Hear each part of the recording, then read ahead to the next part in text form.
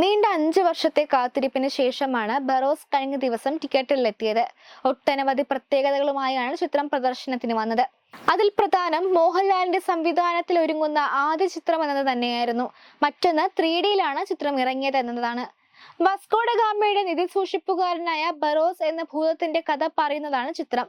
Portuguese പശ്ചാത്തലത്തിൽ എഴുതപ്പെട്ട Barroz guardian of the Gama's treasure എന്ന രചനയാണ് സിനിമയ്ക്ക് ആധാരം. ഫാന്റസി മൂഡിലാണ് ചിത്രം തയ്യാറാക്കിയിരിക്കുന്നത്.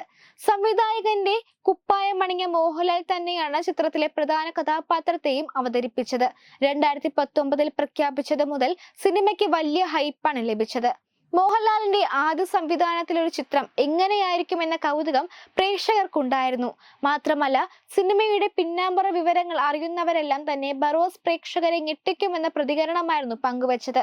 പൃഥ്വിരാജ് അടക്കമുള്ളവരാണ് സിനിമ സാങ്കേതികമായടക്കം ഉയർന്നു നിൽക്കുകയാണെന്ന അഭിപ്രായങ്ങൾ പങ്കിട്ടത്. 100 കോടി ബഡ്ജറ്റിൽ ഒരു ചിത്രത്തിന് പിന്നിൽ പ്രവർത്തിച്ചവരും ചില്ലറക്കാരായിരുന്നില്ല. സിനിമയുടെ ഛായാഗ്രഹണം നിർവഹിച്ചിരിക്കുന്നത് സന്തോഷ് ശിവനാണ്. ജിയോ പുനൂസ് ആണ് തിരക്കഥ എഴുതിയത്. ഇത്തരത്തിലുള്ള ഘടകങ്ങളെല്ലാം തന്നെ ആരാധകരുടെ പ്രതീക്ഷ ഉയർത്തി. പാൻ ഇന്ത്യ റിലീസായ ചിത്രം ഇതോടെ കേരളത്തിൽ അഡ്വാൻസ്ഡ് ബുക്കിംഗ് 1 കോടിയിലധികം നേടി. എന്നാൽ യഥാർത്ഥത്തിൽ ചിത്രം ഈ പ്രതീക്ഷകൾ കാത്തു.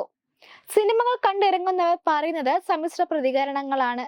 കുട്ടികൾക്ക് ഇഷ്ടമാകുന്ന രീതിയിലാണ് പടമെന്നും സാങ്കേതികമായി വളരെയധികം മികവ് പുലർത്തുന്നതാണ് ചിത്രമെന്നുമാണ് ഒരു വിഭാഗം അഭിപ്രായപ്പെടുന്നത്.